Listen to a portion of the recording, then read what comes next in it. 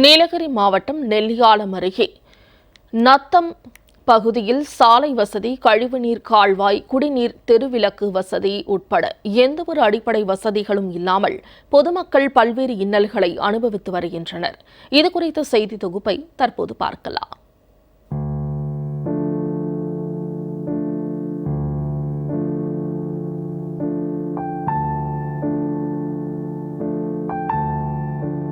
நீலகிரி மாவட்டம் நெல்லியாலம் நகராட்சி 7வது வார்டுக்கு உட்பட்ட நத்தம் பகுதியில் 100க்கும் மேற்பட்ட குடும்பங்கள் வசித்து வருகின்றன. இங்கு சாலை வசதி, குடிநீர் வசதி, கழிவுநீர் கால்வாய் வசதி, தெருவிளக்கு உள்ளிட்ட எந்த அடிப்படை வசதிகளும் இல்லாததால் பொதுமக்கள் பல்வேறு இன்னல்களை சந்தித்து வருகின்றனர். இதுகுறித்து அந்த வார்டு திமுக கவுன்சிலர் சாந்தியிடம் பலமுறை புகார் அளித்தும் எந்த நடவடிக்கையும் எடுக்கவில்லை என்றும், நேரில் வந்து கூட பார்க்கவில்லை என்றும் குற்றம் சாட்டுகின்றனர் அப்பகுதி மக்கள்.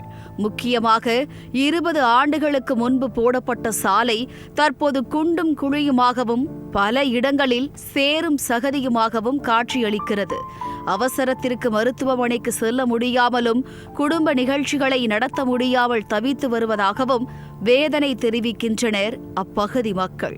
பல நேரங்களில் குழந்தைகள் முதல் பெரியவர்கள் வரையில் இந்த மோசமான சாலையில் நடந்து கீழே விழுந்து காயமடைவதாகவும், மருத்துவமனைக்கு அழைத்துச் செல்லக்கூட வாகனங்கள் தங்கள் பகுதிக்கு வருவதில்லை என்றும் வேதனை தெரிவிக்கின்றனர். 7வது நத்தம்பாடு பொதுமக்கள் இந்த ரோடு 20 வருஷமாக பழுதடைஞ்சிருக்கு. நெல்லியாலம் முனிசிபாலிட்டியில் போயிட்டு நாங்கள் மனு கொடுத்தோம், போராட்டம் பண்ணோம். அவங்க இது வரைக்கும் எந்த ஒரு உதவியுமே செஞ்சு தரல. இந்த வார்டு கவுன்சிலரும் இதை பற்றி எதுவுமே கண்டுக்காமல் இருக்காங்க, எந்த நடவடிக்கையும் எடுக்காமல் இருக்காங்க. இந்த வழியாக தான் நாங்கள் ஒரு 100-150 குடும்பம் இருக்கோம். இந்த வழியாக தான் குழந்தைங்க எல்லாருமே ஸ்கூலுக்கு போகணும். எந்த ஒரு வண்டியும் போக்குவரத்துக்கு ஒன்றும் வசதி இல்லை.